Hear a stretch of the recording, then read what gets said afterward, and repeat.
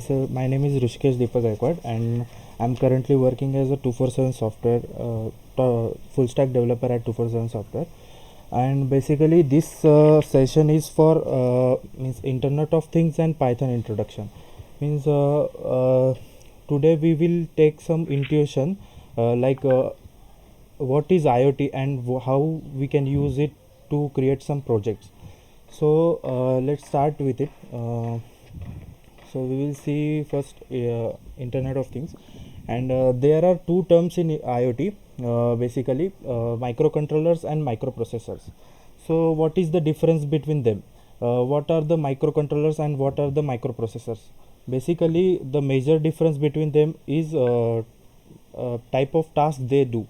Means microcontrollers are used for smaller tasks. Means you are using washing machine or any gadget in your house that uses microcontroller. Means their purpose is only doing same thing again and again.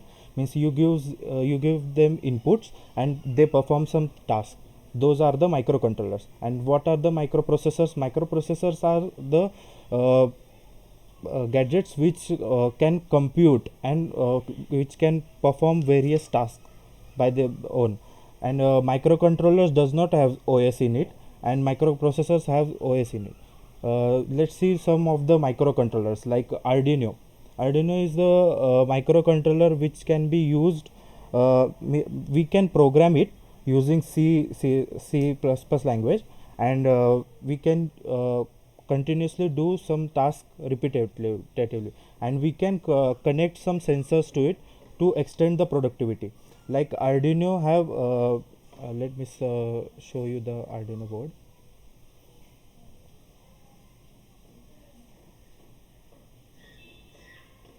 Basically, this is how Arduino looks like. There is a power cable, and these microcontrollers actually consume less power compared to microprocessors. And there are some ports on the board which can be used for input and output operations. Like if you want to glow LED, then you would use ground and VCC port. Means you will put negative part of the VCC, negative part of the LED light in ground, and other part in any port, and you can just turn on that port using code. Means you can program these boards using Arduino softwares. I can show you the online tool they have. You can connect it in your USB port Arduino board, and you can just use this Arduino web editor for it to program the board.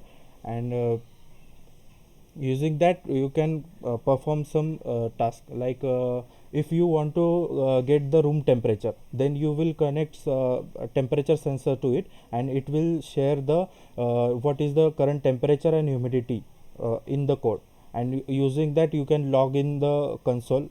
Means you can check what is the current temperature, and you can do certain tasks. Like let's take example of water levels. If you want to create some uh, project which can give you what is the level of water in the tank, so you can use some sensors for it, and if the that sensor is triggered, you can glow the LED, and you can show the user that this level is reached, this level is reached. These are the use cases of the microcontroller. Let's see another microcontroller named Node MCU. Why I'm showing this controller is this is the most compact controller and useful, as this has Wi-Fi inbuilt in it. Means using this controller you can connect to your home network using Wi-Fi, and you can do some internet things also. Means you can use real-time database to store some values. Means you can take the temperature and store it to the cloud using this device. And this is cheaper. Means microcontrollers are cheaper than microprocessors, because microcontrollers have certain usage only, and they cost around 200 to 500 range. These are the microcontrollers. Let's jump to the microprocessors. So microprocessors are basically they hold OS to compute some operations. Like I will show the one example. Raspberry Pi. Why I'm showing this is microprocessors are more useful in case of dynamic things we have to do. Means if you can see, microcontroller has many ports on it. Means like USB ports are there. Then these are two HDMI ports. This is input voltage, means we can give current to it. And here is the camera port, and here are the some input output pins. These microcontroller can hold OS, means there comes the Raspbian OS for Raspberry Pi. You can install it on Raspberry Pi, and using HDMI port you can connect displays to it, and you can operate on those OS. And this microprocessor is actually a credit card sized computer, mini computer you can say. And it has various variants in it, like 4 GB RAM variant, 3 GB RAM variant. And these are USB ports via which you can connect keyboards, mouse and all. And you can program these microcontrollers not only in C++, you can also program it in Python. Means you can use various languages to program these microprocessors, so that you can overcome your use case. Another one is the Jetson Nano. Basically Raspberry Pi cost around 3000 to 4000 according to the RAM variant. And talking about Jetson Nano, it's a little bit higher at the cost range, because it has GPU in it. Means you can see how these are improving. Means microprocessors with GPU, you can imagine what power it can provide. Actually what is the use case of Jetson Nano device is, like Jetson Nano holds NVIDIA GPU, so you can perform some AI operated operations. Means if you want to use computer vision in small microprocessor, so you can use Jetson Nano. And also for some intensive task, just which takes lots of memory to process, you can use Jetson Nano. Jetson Nano cost somewhat higher, like 10,000, around 10,000 its cost is. So these are two microcontrollers and microprocessors are there. So I will explain my project, my final year project, which I have done using both of them, microcontrollers also and microprocessor also. So what I have done, I have created one portable home automation system, which is basically I have created some master slave architecture. Means I have taken microcontroller as a slave and microprocessor as a master. These master can send signals to microcontroller to perform some operations. Why I am saying microprocessor as the master, because it can perform compute intensive, it can connect to various internet and Bluetooth devices and various sensors also. So what I have done, I have created portable home automation. Means I have created one device which can be placed in the center of the room, and you can automate that room using that device. Means what I have done, I have created one real-time database using Firebase. Google's Firebase is the real-time database you can use. It's free up to some limitations. You can use it in any project. And using that database, what I have done, I have created one application, Android application, using which you can plug on lights, TV. You can switch on that, and once that trigger is on, then real-time database will reflect the flag, and though that flag is detected by my microprocessor. And once that flag is detected, it will send signals to the microcontroller to switch on lights, TV, or etc.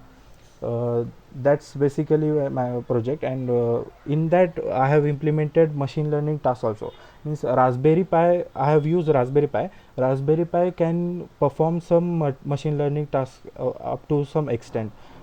Because it does not have GPU, it cannot perform computer vision tasks, like you can train computer vision models on Raspberry Pi. So I have what I have done. I have taken simple ANN, and I have trained over Raspberry Pi and used to predict what should be the room temperature according to the user. Means what I have done. User can change AC temperature through application I have created, and that will be recorded in the database for a while, and after that the machine will start learning what user means what is the current temperature and what is the change temperature by the user, and based on that database that machine will automatically predict here onwards that what should be the room temperature according to the user. That was my final year project actually. And you can think of it like means you can explore these various microcontrollers and microprocessors, and you can check whether there are plenty of sensors available in the market, and you can combine them to create some new projects. Okay. So this is about the IoT. If anybody has questions, you can tell the sir. And sir, if anybody has question. Yes, students, if you are having questions, you can post your questions in chat box, or you can directly ask to Rishikesh. No problem.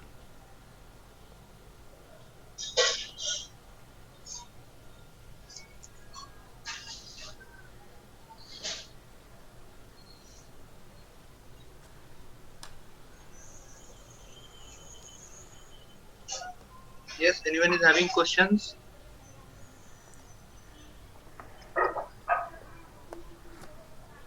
Okay, so I can go forward then. Nobody has question. Okay, you can continue, Rishikesh. Yes. Okay.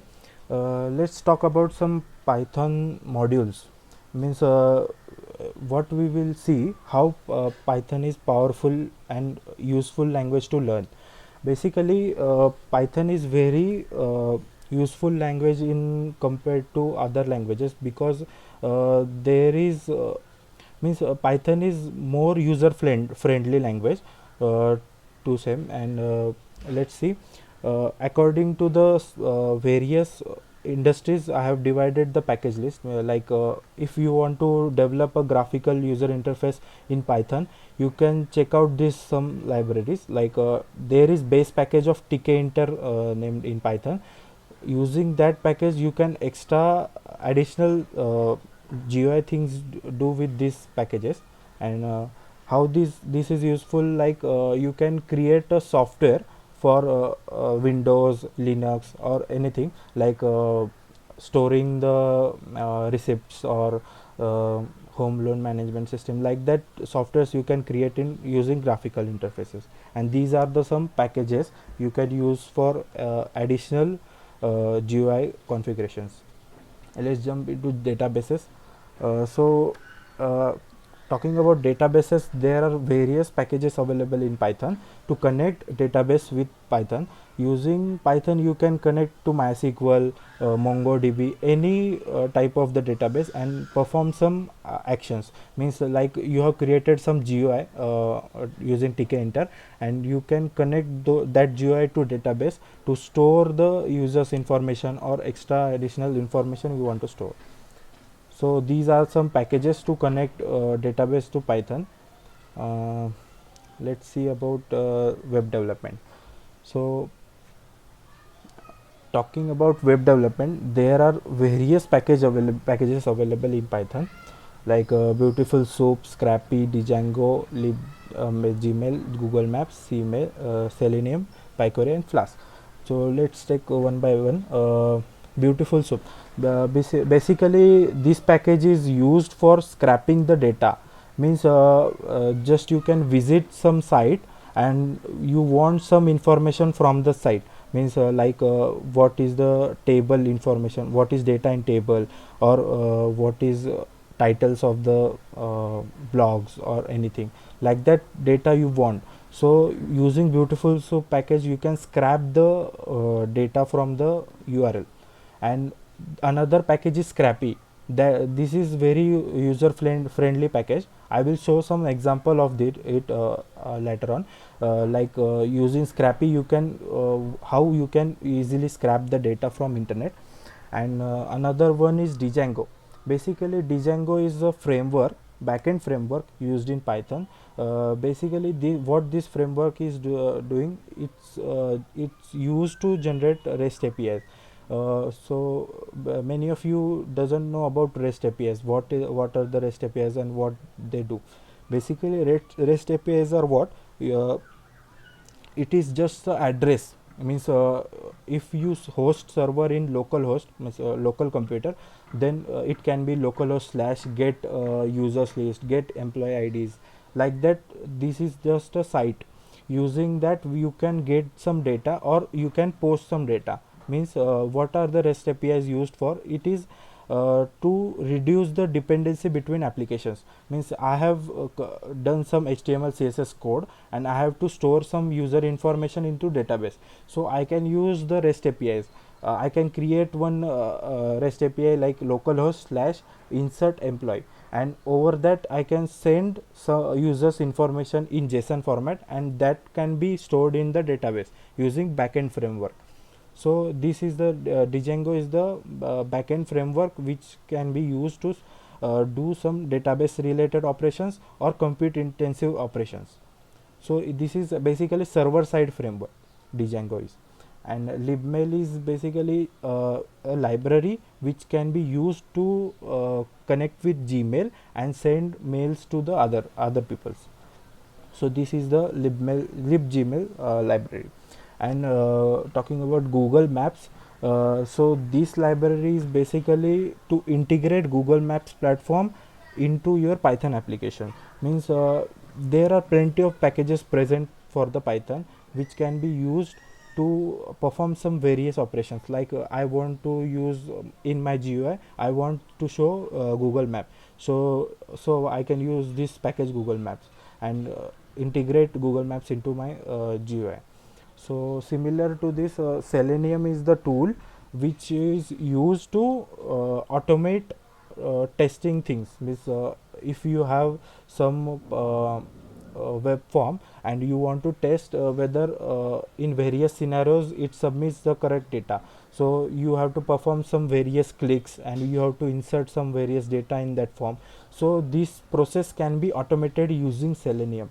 What it can be used for, like you can write some test cases, like in this field you can write 10,000s of line again and again and again, and then press submit. What happens, check. Means these test cases we can develop in Selenium. With this model you can open various web pages and click some buttons, submit forms, interface, like that facilities it provides. This PyQuery package is basically to make jQueries of XML documents. Means this is to perform APIs using jQueries. This is some advanced package actually. And another one is Flask. Like I have talked about Django, it is similar to Django, but it's not a framework. It's some lightweight package which is used to create REST APIs in Python.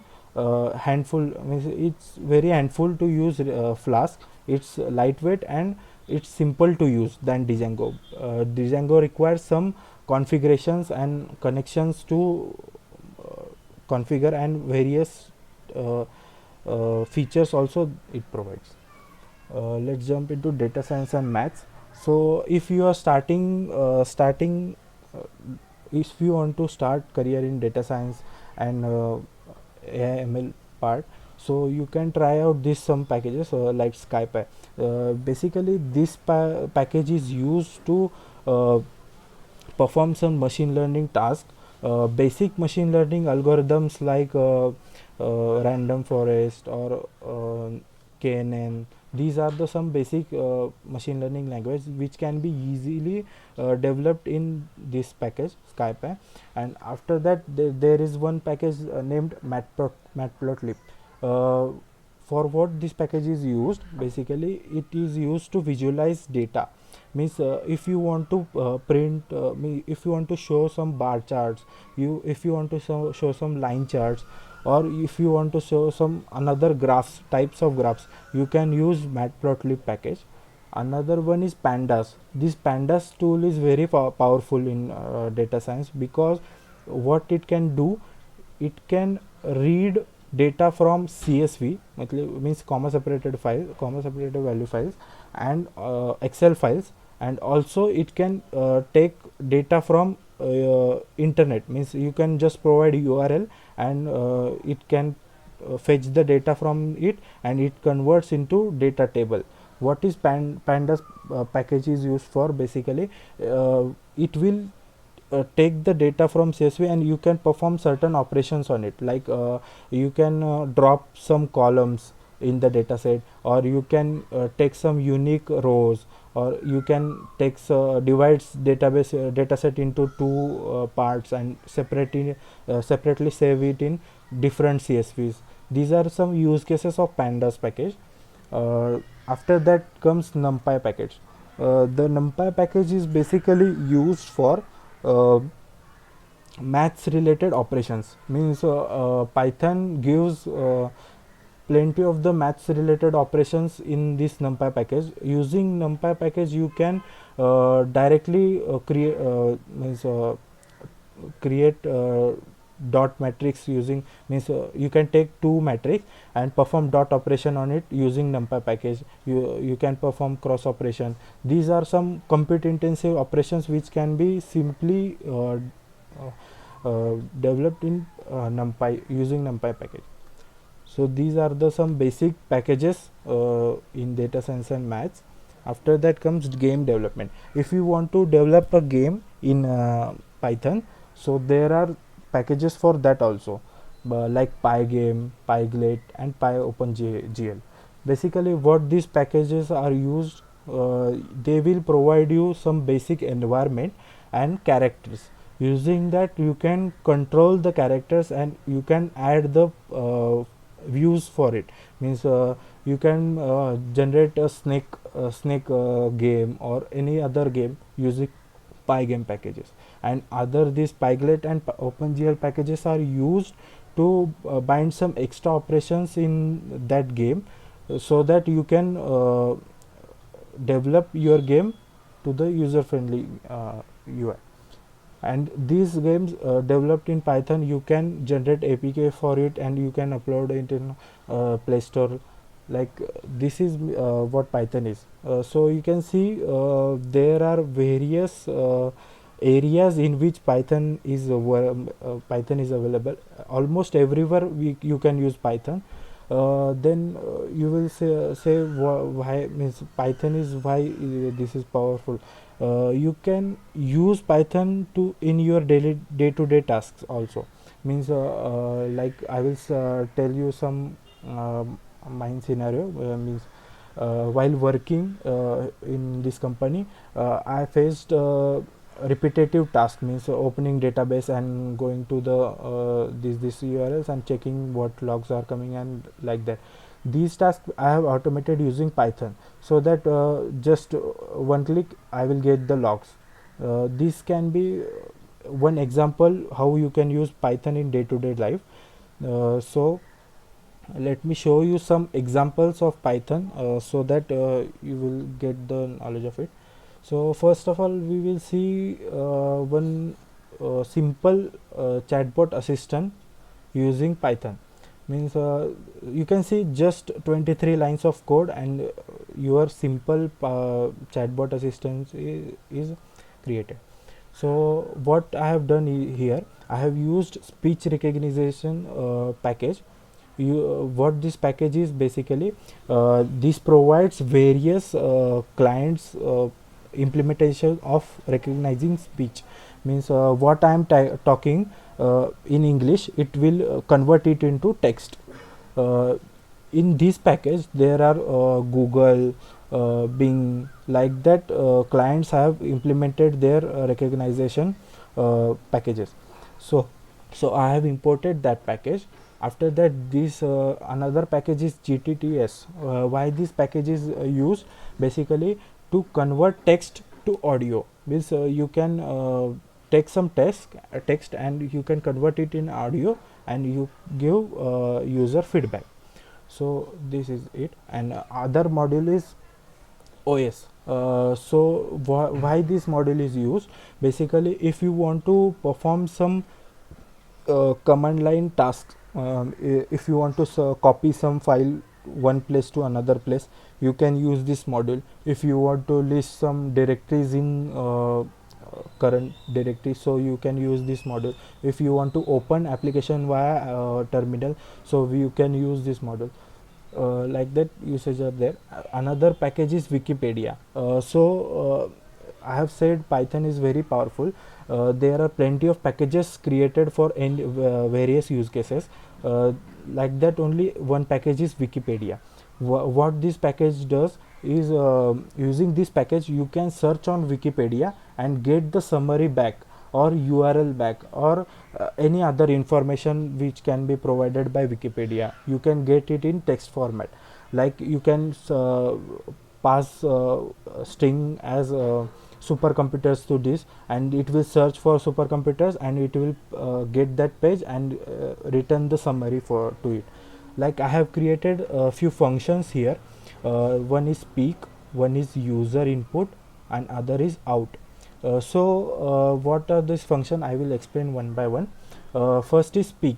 Basically, what is the purpose of this function is to get the audio out of the text. Means whichever text is provided to this function, it will speak up the audio out of it. Means I have used this GTTS package, and I have passed the string, and I have specified the language. You can specify another language also. Means this GTTS model will convert that text, means take that text, and it will speak up in French language or another language you want. I have specified English only. After that, I have saved the sample audio. Means whatever the text to audio conversion is done by this package, this will be saved in the mp3 file, and I will do, I will play that mp3 file, so that what I will get is what I have spoke to that function, that will be converted into audio. So this is the purpose of this function. After that, another function I have done, what is user input. So what this function will do, it will take the what user said, and it will convert it into text format. So I have imported speech recognition package. After that, using that package, I have taken one recognizer, and after that, this speech recognition package will use your computer microphone to get what user is speaking. So I have taken with microphone as a source, and I have listened the audio what user said, and I have recognized that audio using Google recognition module. You can use another recognition module, such as, I will show the example. Like this: recognize Bing, recognize Google, IBM's Phoenix, WIT. These are some models provided by the various organizations to recognize audio into text, to convert audio into text. So we will get query here, and we will return that query with that function. After that, another function is out. What this function will do, first it will take the user input, make it lowercase, and it will pass that input to Wikipedia and get the results back, and spoke out those results to the user. Means this is our like main function which we will execute. We will take user input first, we will search on Wikipedia what user said, and return result we will tell the GTTS model to convert it into mp3 and get back to me. So I will run this package, this program.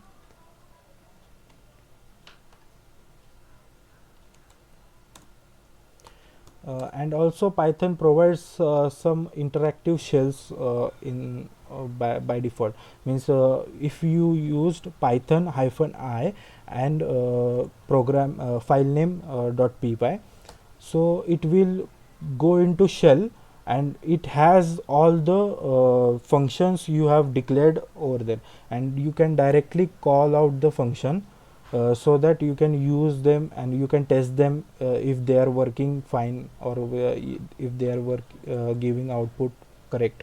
So first we will check. uh, Let me share the computer audio with you so that you can also hear.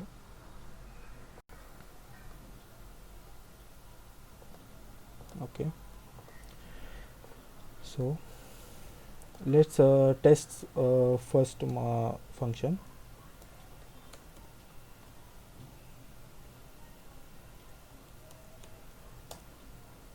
Hi.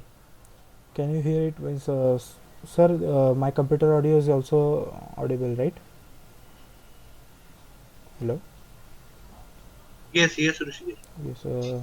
So users, you can see it has took high text and converted into audio and uh, got it back. Like we can test user input.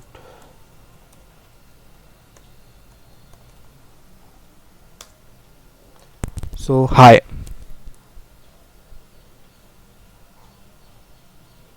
Yes. So it has detected so high, and it has written the text from it. So using this we can create simple assistant. I will not say this is a complete Google Assistant or like that. You can use this simple assistant to perform various tasks for you. Means if you you can say you want to automate your certain task in computer, you can say open file manager. So you can use os.system, and you can tell what file it has to open, and it will open that file like that. So we will test this out function, which will get the string and it will search on Wikipedia and return the results. Supercomputers. See, it has detected supercomputers. It has Wikipedia written. says a supercomputer is a computer with a high level of performance as compared to a general purpose computer. The performance of a supercomputer is commonly measured in floating point operations per second. So this is the basic example of how you can create a speech recognition or simple assistant bot in Python. So you can extend this use case to various tasks to do. Means you want to open a file, you can create one function which just send command to terminal that open this file, and file name you can take as input, and using recognizer task you can tell him what file you have to open, and it will open that file. So extending this use case, we will see some scrapping, how to scrap the content from web, and it's very useful in the various tasks. Like uh, I will show this package scrappy.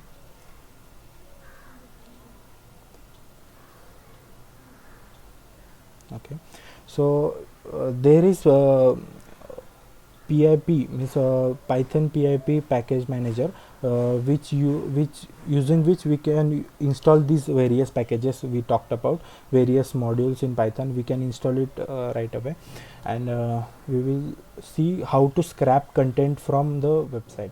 Like I will take Amazon. I will search for books.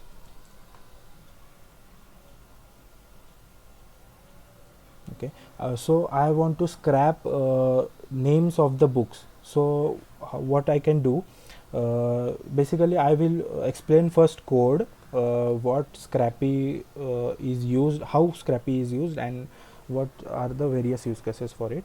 So there is package I have implemented, imported scrappy, and I have created one class named block spider, and I have passed the scrappy.spider. Means what this is the basic syntax of scrappy. Means if you are writing some files of scrappy script, so you have to pass this spider in the class module, and once this is passed, Here is the start URLs, means this is the URL from which you want to scrap the things. So I will pass this Amazon URL. I will copy it and I will pass here. So in this page there are lots of things that can confuse user to get name from it. So there is the Chrome tool named selector gadget. You can just search on Google and get this Chrome extension selector gadget. What it does, if you select this tool and if you hover over any content in the site, you will see this orange block. So if I click on this orange block, it has highlighted all the titles in the page. There are 2, 3, 4, like it has highlighted all the titles in the page. If you try to select another price also, so let's select price. So it has selected all the prices from the page. This is very useful, and if you want to remove selection, means sometimes what happen is if you select title, these also selected, or another image is also selected, or description also selected. So you want to remove the description, you don't want description, you only want title. So you can just right click on it, so it will be deselected. So only titles are selected here, and you can see there is one box over here. It says this is the CSS for the titles. Using this CSS I can scrap the titles from the website. So I will show you. Here there is a function called parse in Scrapy. This is the basic syntax of Scrapy. Like whenever you call this script using Scrapy, it will call this parse function and it will extract the text from the site. Like I will send here that CSS I have selected, and once that's it has scrapped the CSS in title. So I will print it out in terminal, and here is another syntax like title.css a text. What this does is it will extract the text from the HTML tag. Basically what Scrapy does, if you give CSS to it, it will scrap the whole HTML tag for it. If you want only text from that HTML tag, so you can use : text get, it will get the titles for it. So we will run this. Scrapy scripts are run using Scrapy command, Scrapy run spider and scrapy.py, which is the file name of your.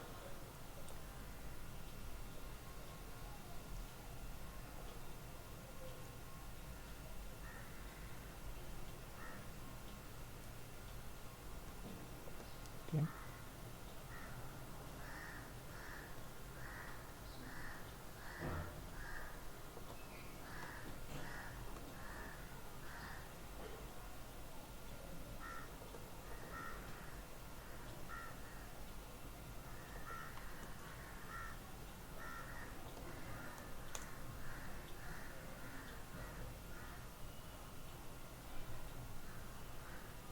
Okay, there is another tag for it, so just we will go in some blogging site. Okay,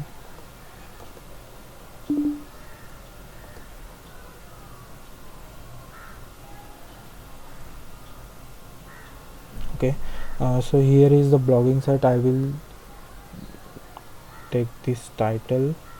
So you can see it has selected multiple items when I selected this, so I don't want this, so I will right click on it. So here also I will right click. So then you can see only titles are selected in this page, and I will copy this CSS. Basically this is only okay.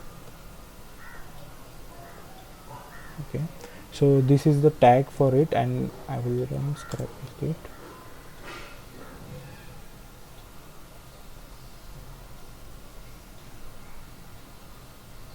You can see it has scrapped the titles from it. So first is price or economic. This is the first title. After that, a practical guide to web data or QA part. These are some useful scrapping techniques you can use. Scrappy is very vast package. You can just go through it and you will get the another features it provides. Telling about more like if you are scrapping from web, it might happen that particular site will block you from scrapping. So like Amazon, if you continuously scrap from Amazon again and again, like prices and another other things, so Amazon will detect that bot is scrapping the content and it will block you from scrapping. So avoid this. To avoid this, there are various techniques which are provided by Scrappy package.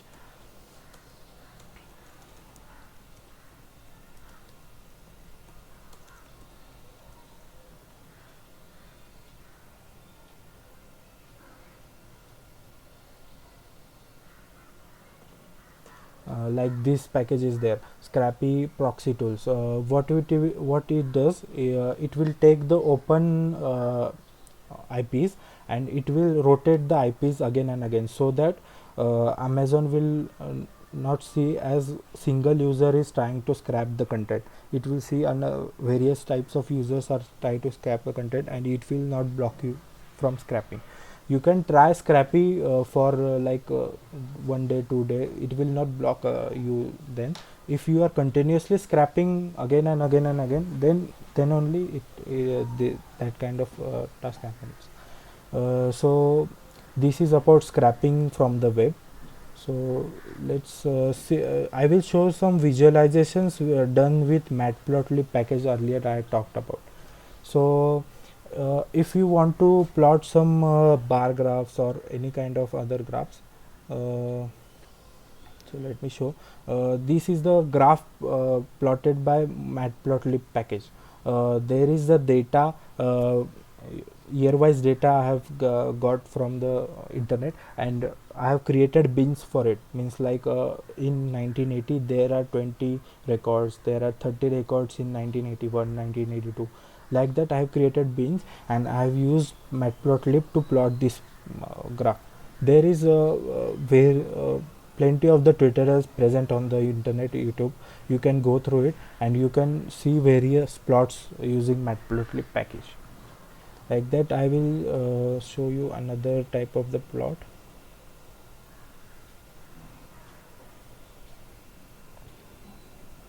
You can see here is the line plot.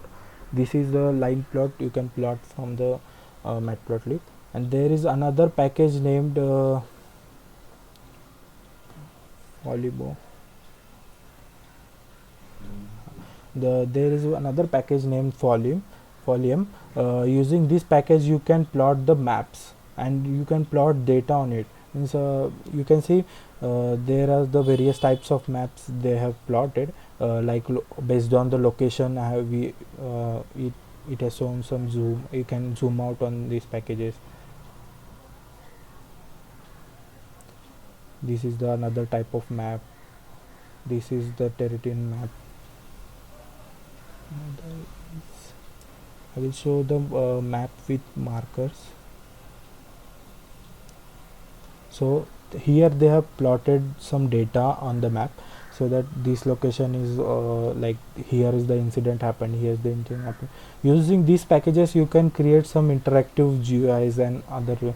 Why I am telling this all these packages, so that these are the separate implementations of the package. You can combine them all and create some unique ideas or unique projects in your curriculum, so that you can add it in your resume, or you can show those projects to other peoples, and like that. So I will show one another package. When you check once. Okay, so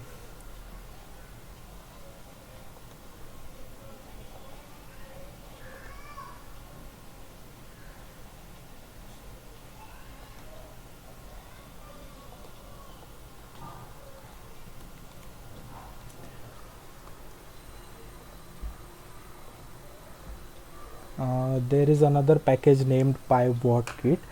So what is this package and how it is used? So I will give you the brief. Basically what PyWordKit package does is you can send WhatsApp message through the Python code. Means you can schedule a message like at 11:40 I want to send this message to this user, this number. So it will open the WhatsApp web on your PC and it will send that message to that user. Also you can search on Google using this command. You can search on Google with the keyword. Means PyWordKit, what it will do, it will take that keyword and it will Google search it and it will show the results like that. And also you can use this function to play a video on YouTube. Means if you say you are sending a Python keyword to this function, it will open up the YouTube and search for the Python and it will play the first video for you. Like that use cases are there. So I will show the one demo for these packages. So you can just open your Python terminal, Python command line interface using just Python keyword, and you can start importing the packages and using them right there. So I will import this package and I will show how to play a video in YouTube.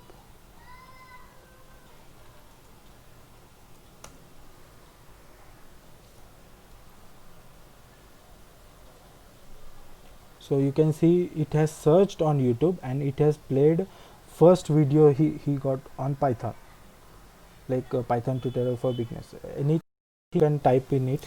Hi.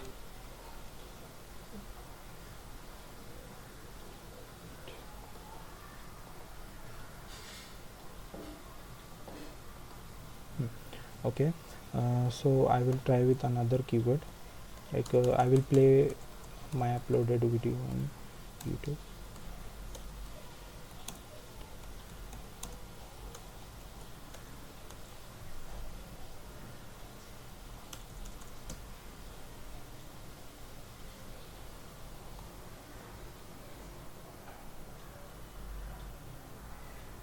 Hello So you can and see welcome.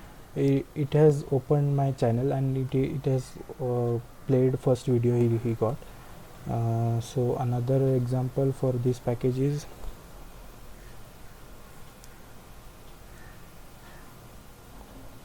we will send some WhatsApp message using this package.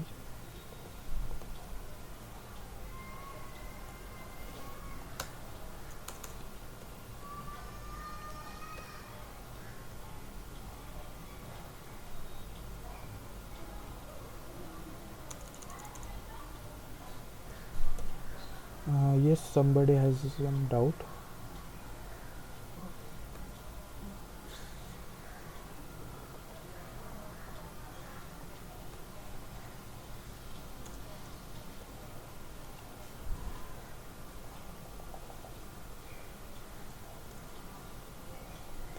It's 11. You have to give 1 minute before, means you have to schedule the time so that it will open the WhatsApp and it will send that message. So you can see it is opening the WhatsApp.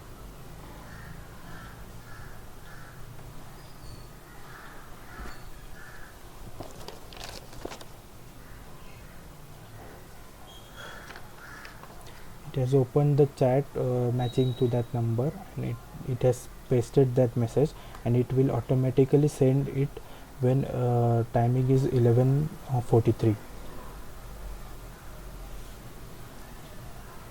I think somebody raised a hand. Who was that?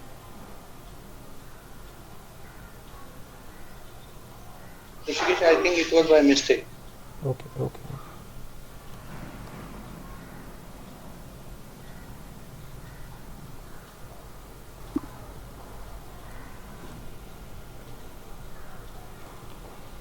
So you can see it has sent that message to that chat and at 11:43 automatically. So this is just an example what I am telling to you how powerful Python is and how easy to use Python is. So Rishikesh एक एक minute हा. हाँ sir, हाँ sir, आवाज फार कमी येतोय तुझा. Okay. आता सर येत आहे आवाज? हा आता बरोबर आहे, आता बरोबर. Okay. So this is how you can use Python in day-to-day life. Like I have shown you the simple chatbot assistant, how you can recognize voice and get text from it, and you can perform various tasks from it. Like you can combine these all packages and use it in your day-to-day life. Like I want to send some message to some contact, you can create one dictionary, like name and number. You can store it in dictionary, and just you can get the input, send a message to XYZ person, and using dictionary you can get value of it, means a number of it, and you can just send message to it using PyWordKit package. These are some example packages I have shown in Python. There are lots of packages you can explore, just explore them and use in your projects. So talking about this microprocessor, I have talked Raspberry Pi. Here you can use Python. So you can think like you have sensors, lots of sensors, types of sensors, and you can connect to Raspberry Pi. You can take input from the sensors using Python, and you can process them in Python, and you can do various tasks using them in Python. So there are lots of ideas you can implement on these microprocessors. So just in brief, we can say okay. So I will tell you one more like package or feature on Google.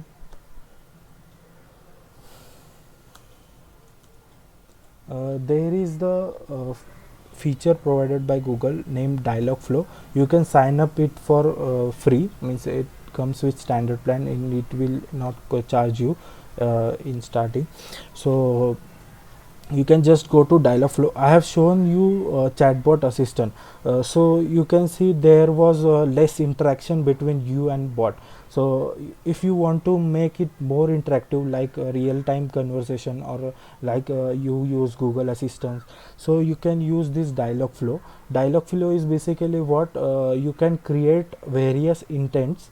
What are the intents? Basically intents are like scenarios, like if you want to create a chatbot which can book a train, book a train ticket, or book a cab for you, book a flight for you. So using this Dialogflow, you can just create intents. What are the intents? I will tell you in a minute.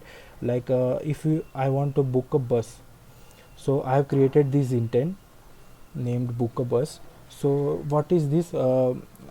You have to give them some training phrases, means in what way user can ask this intent, means like user can ask for, I want to book a bus, I wish to book a bus, I please book a bus for me, book bus tickets, or book a bus from Jaipur to Delhi. These are the sample text that user can ask, and based on that you perform some actions, like you will ask user for source city, means from where you want to book a bus, or to where you want to book, to where you want to go, like that you can do in Dialogflow. So I have created some basic use cases, means user can ask like this, and you can if you save this intent, the Dialogflow will automatically get trained on it, means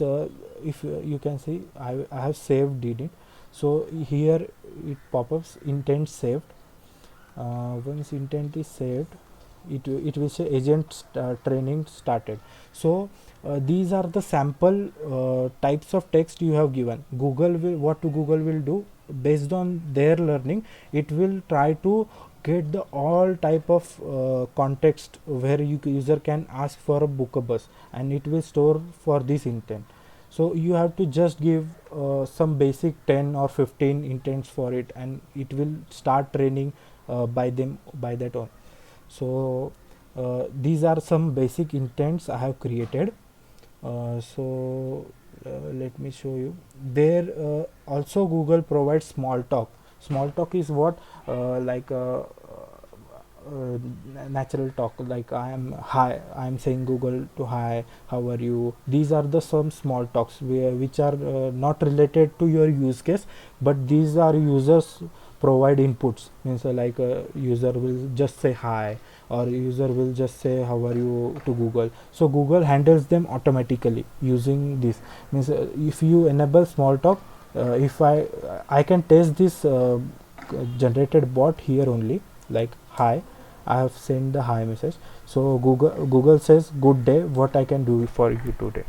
So these are the small tasks handled by Google, and you can create some additional tasks based using these intents. And what are those intents are actually using these Dialogflow intents, you can connect to database. Google's Firebase real-time database you can use. You can connect to database, like user said book a flight from Jaipur to Delhi. You got the source city and destination city. You can store it in database, and timing also you can store it in database. There are various videos present for how to create intent, how to get data from the user, and how to process them. So I will just show you what I have created here. Okay.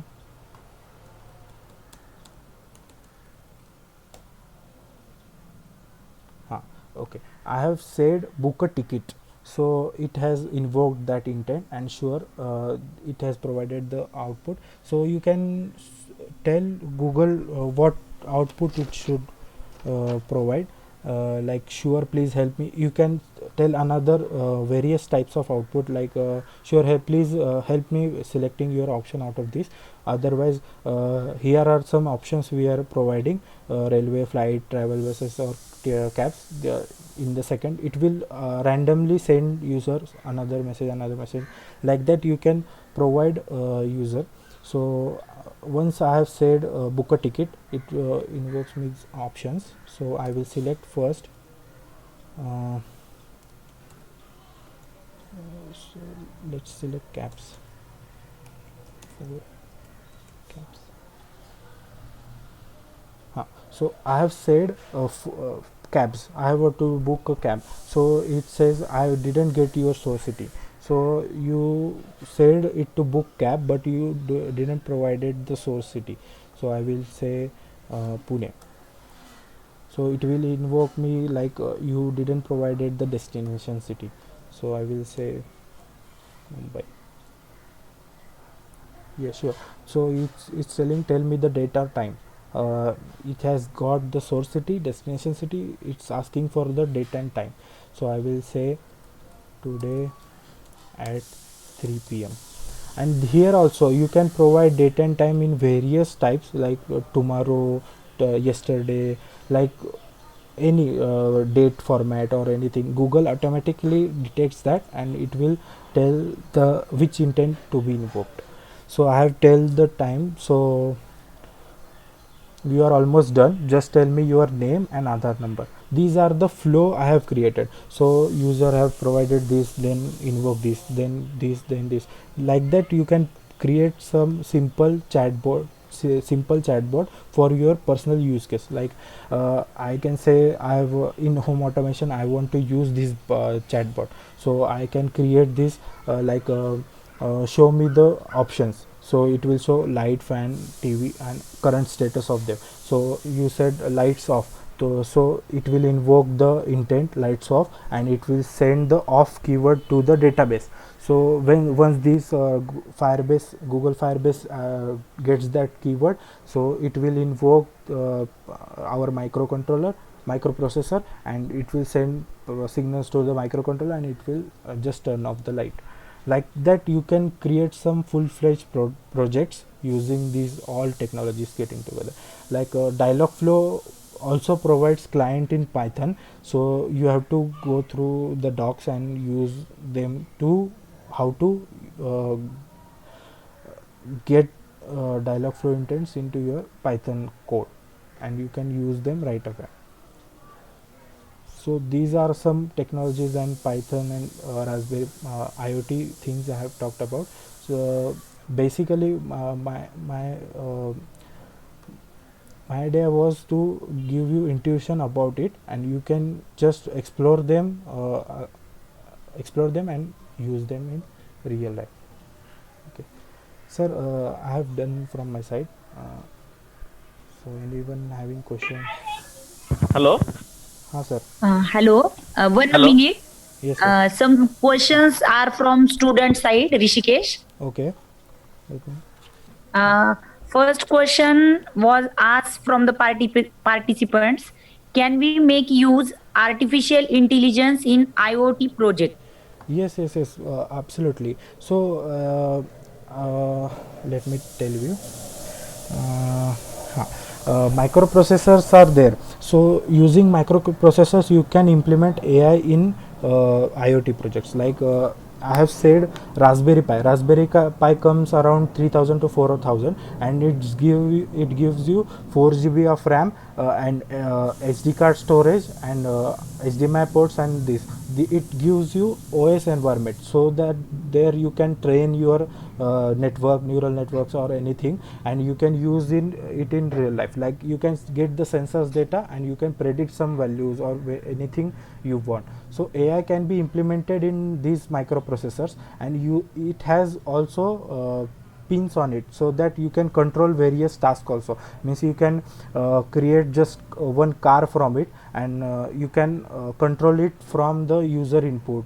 Like that task you can do on Raspberry Pi. But if you are using computer vision, like camera you are using, and you want to detect what is next and what is there, obstacle is there or not, like that more intensive tasks are there, you can perform it on Jetson Nano. Why I am saying this? Because Raspberry Pi has their limitations, because it has 4 GB of RAM and some little specs of different types of specifications. But Jetson Nano has GPU on it. So what GPU does is GPU accelerates the performance. So it may happen that you are training computer vision bot in Raspberry Pi, but it lags very drastically. Means it takes about 5 minutes to detect an object and then process it, and then gives the output. Then you can use Jetson Nano. Jetson Nano will do it in 1 minute or few seconds. Like that, there are the various technologies, and I will suggest that you can use your laptops to train the model, and take the copy of the model and load it into Raspberry Pi. I will suggest, if you train the model on laptop, you will save some time, and that saved model you just can load and use it to predict values or do some task. Like you want to create some self-driving cars, so you can take the model and you can use it in computer vision. Another question is there? Okay. One more question from participant side. Other than Python, any other language will be helpful for building any IoT application? Yes, I have said like that. Means microcontroller you can use Python. Controller you have to use C++. There are limitations. So like you can't use in microcontroller Arduino or Node MCU, you can't use Python. So why I am telling Python again and again in microprocessors? Because they provide you the facility of using Python. You can code in any language. In microprocessor you get OS environment, you can code it in any language. They have their pre-built packages. You can just import it and use it to plug in, use it to get some values from pins or send some values to pins, like that. So you can use any language in microprocessor and only C++ in microcontroller. Okay. Thank you, Rishikesh. Upadhyay sir? Yes, madam. You can continue, Okay. please. Okay. So thank you, Rishikesh from Rajarshaw College of Engineering. Yes, sir. You have given good time for all our students. Hopeful they will do their best with these inputs. So Yes, again, thank you to you. Yes, sir. Thank you. Thank you. Thank you all. Golande sir.